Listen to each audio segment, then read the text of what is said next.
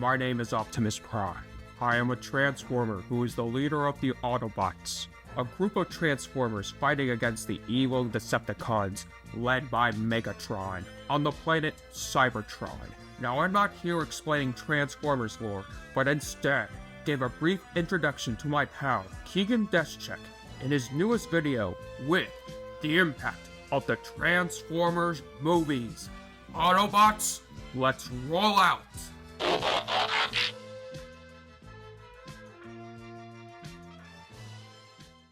Transformers is a 2007 action-adventure film directed by Michael Bay, starring Shia LaBeouf and Megan Fox. It is a story about a boy discovering that his car can come to life, and that there's more than meets the eye. The idea of a Transformers movie started all the way back in 2003, where this guy wanted to make a Transformers movie or a G.I. Joe film, but due to the impact of 9/11, they weren't unable to make a G.I. Joe movie just yet. So they decided to go with Transformers instead. People were wondering, who's going to make this Transformers movie? Is it going to be Neil Blomkamp because of that car commercial he did a while back?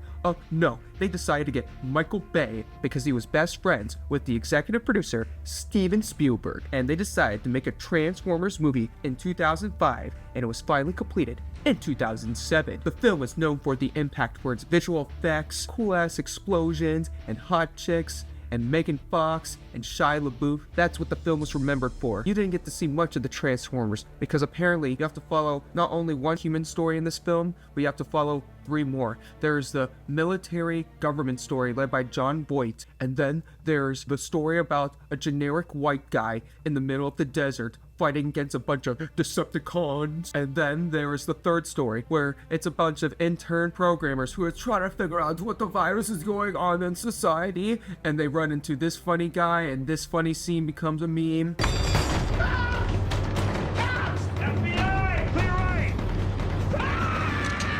You don't get to see these guys in the other films. Also, there's been a lack of Transformers in this film up until the middle. You get a bit of Decepticons and Bumblebee, but you don't get to see anyone like Optimus Among Us come out of his shell until the hour mark. He kind of looks like shit before he becomes a... I guess Michael Bay was not a big fan of the G1 designs where everything is blocky. He seems to really hate the fan base from what he's giving with this feature film. But you can piss off the fan base all you want. But that doesn't excuse for some cool ass action scenes, especially during the final fight where you actually get to see robots beat the shit out of each other. It was known for its innovative CGI visual effects. Groundbreaking blockbuster made a shit ton of money at the box office. Even if the writing was pretty bad, it was simple. It had a generic, serious tone where it was just some guy trying to be like Hans Zimmer. It's not. There's not much to say about this film other than it's just a generic bad Michael Bay film with some racist moments, some offensive moments, a ton of military propaganda. You get some cool ass robot fights. Megatron is in it. Rest in peace, Jazz. Other than that, the designs look like shit, and we have to deal with these in the next few Transformers movies. Because of the success of this one, they of course had to make a sequel. Is the sequel to 2007's Transformers going to be good? Time to find out. Transformers Revenge of the Fallen. It is so bad, it's funny. The film is known for being the worst Transformers film, but it's more of the second worst Transformers film. We'll get to the first one later on. This film is just over the top with its performance from Shia LaBeouf. Break down the elemental components of energy on a single constant K rating. Extrapolate reach of the...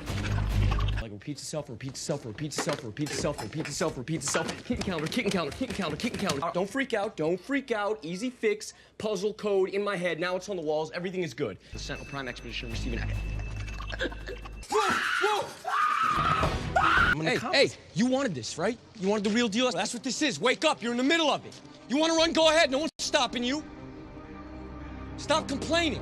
Megan Fox is back. She's just known for being a generic hot character. There's this new guy named Raymond Rodriguez who is just super annoying. And John Turturro came back. I almost forgot to mention, John Turturro was also in the first Transformers movie. This time he teams up with Shia LaBeouf as they go across Egypt to figure out how they can bring back their pal, Optimus Pringles. Yes, OPS Prime dies in this film, and the visual effects still look like shit. I mean, come on. The designs of these Transformers and their character themselves start to act a little bit racist. You have Tom Kenny, the voice of SpongeBob, voicing 3 different Transformers characters in this film, 2 of which are super annoying racist Transformers that just take up the entire screen time. I almost got to talk about Bumblebee in this movie. Shia LaBeouf doesn't want to take him to college. I mean, you don't want to bring a Transformers to college? There's a friend of mine, he just went to get you a tighter shirt.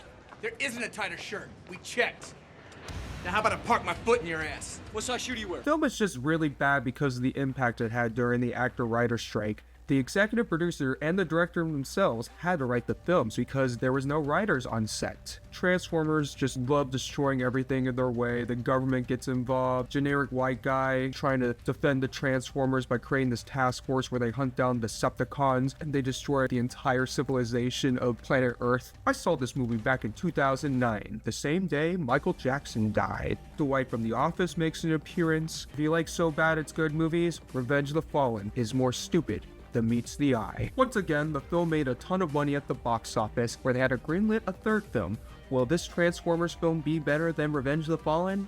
Time to find out.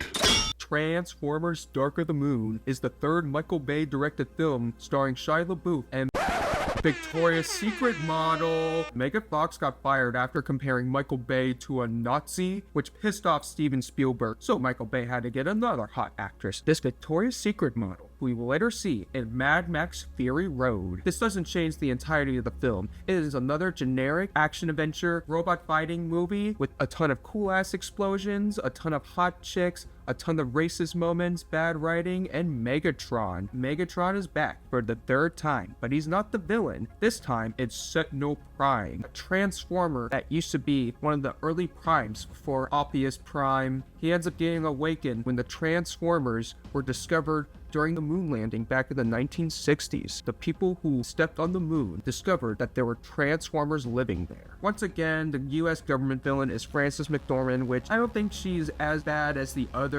generic US government villains like John Boyd and this guy from Revenge of the Fallen, but she's still a pretty bad written character, just like the entirety of this film. Once again, the story is not constructed. It has no middle. Optimus Pringle has a kill count, which is actually the funniest shit in this movie. You didn't betray me. You betrayed yourself. No, Optimus! This film marks the introduction to the beam in the sky cliche. You get to see it every generic superhero movie and blockbuster. John Malkovich makes an appearance in one scene, and once again, he is completely wasted. Shia LaBeouf's acting, if you think Revenge of the Fallen is his most over-the-top performance, this is when he's stretching it to another level.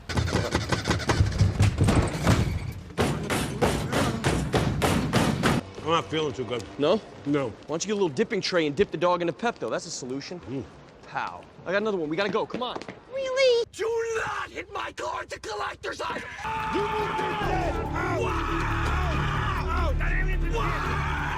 The villain this time is this Grey's Anatomy generic white guy. John Toronto is back. Yeah, you guys love John Toronto. We get more of him in this movie. And once again, he is just over the top, just waiting to get that paycheck. We get to see Chicago completely destroyed. Buzz Armstrong meets a Transformer in one scene. I'm just waiting for these Transformers movies to end after this. You think this is the last Transformers movie? Nah, there is more stupid than meets the eye. After Dark of the Moon, Michael Bay decided to take a 3-year break from making Transformers movies, and Shia LaBeouf was completely out. No more Shia LaBeouf in these Transformers movie. Michael Bay decided he wanted to get a new actor. For his next Transformers movie, he decided to get Mark Wahlberg. But what kind of Transformers movies was he gonna make with Mark Wahlberg? Time to find out. Transformers Age of Extinction is the worst Transformers movie I have ever seen. It is about the worst main cast of characters I've ever seen in cinema, going through a narrative that is completely broken in its structure. Megatron for some reason is in it. Yeah, he comes back as Galvatron. Stanley Tucci is in it as a generic villain, and then we get Kelsey Grammer as the other generic villain. John Goodman voices a racist redneck Transformer, and then there is a stereotypical Asian Transformer, and then there's a generic pirate Transformer. Bumblebee is back too, and Optimus Prime has returned from his ashes, and he's ready to kill. Kill you.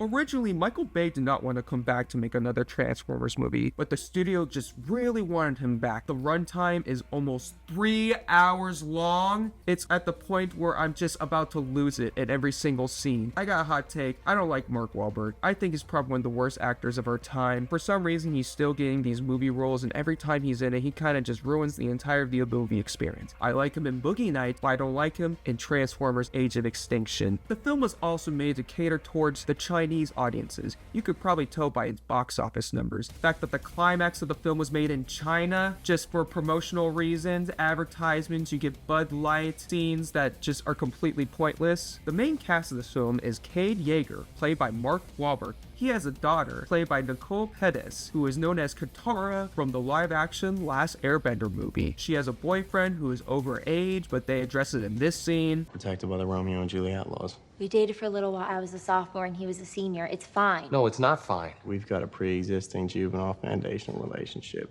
Statute 2705-3. What? No. TJ Miller is in this movie, but don't worry, he's not in it for that long. His death scene is just an extinction to remember. What about the Transformers? What kind of Transformers are we going to see this time? This film is known for introducing the Dinobots, a group of Transformers in which in the cartoon show were made by the Autobots. But in this film, because they have to change the course of history, the Dinobots came to Earth before the Autobots. They were there during the dinosaur extinction, and that's why we get these generic Dinobots during the ending of the film, and we barely get to see them at all. You thought the title, Age of Extinction, you get to see a cool Dinobot action scene with Optimus Momus, just like a promotional poster. Nah, you only get 4 minutes of that during the runtime. It made $1 billion at the box office. Currently the highest grossing Transformers movie. It's worse than Revenge of the Fallen. Optimus Pringle, what's wrong with you? Because of the success of Age of Extinction, of course they're going to make another Michael Bay Transformers movie. Will this one be better than Age of Extinction? Time to find out. Transformers: The Last Night is a 2017 action-adventure film directed by Michael Bay, starring Mark Wahlberg, starring generic white guy, starring a bunch of human characters from the past Transformers movies. Well, not all of them. Shia LaBeouf is not in this one. So apparently this Transformers movie explains that they were there during the course of history. You thought they were there during the early parts of history, or during the moon landing, or they were there during the dinosaurs, but no, they were there during King Arthur's time. And they were there during the Nazis. They were there during the Underground Railroad. They were there during the American Revolution. I think this one is enjoyably bad, similar to Revenge of the Fallen. It's still better than Age of Extinction, but that's not saying much. Once again, Cade Yeager is the chosen one, where he gets to wield Excalibur and get to fight against a bunch of other Transformers. In this film, Optimus Pringles decided to go to Cybertron and find out that it's completely destroyed. He meets the creator, who gives him a notification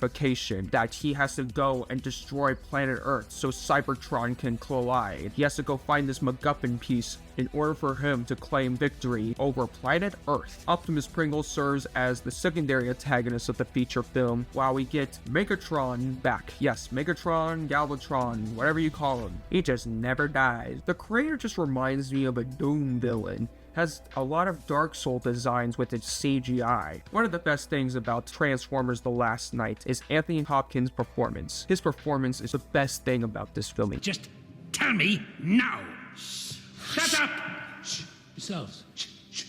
Anthony Hopkins narrates the entirety of the history of Transformers while he actually does some funny scenes. He's just wandering around set, not knowing what the fuck's going on. This is basically the end of Evangelion for Michael Bay movies. Earth gets completely wrecked by Cybertron in the end. All the generic human characters team up with all the Transformers. They fight against the Decepticons. They fight whatever generic villain they were fighting against. They claim victory, and now Earth and Cybertron is combined. They're basically one planet. The entire atmosphere is completely destroyed. Climate change has increased. The world's completely resetting itself because of this impact in the Transformers series. The film didn't make a lot of money at the box office compared to Age of Extinction. I think this was the moment where people were getting sick and tired of Transformers movies. They wanted something else. They were just sick and tired of seeing the generic Michael Bay cliche. Is this the end of the Transformers movies? Time to find out.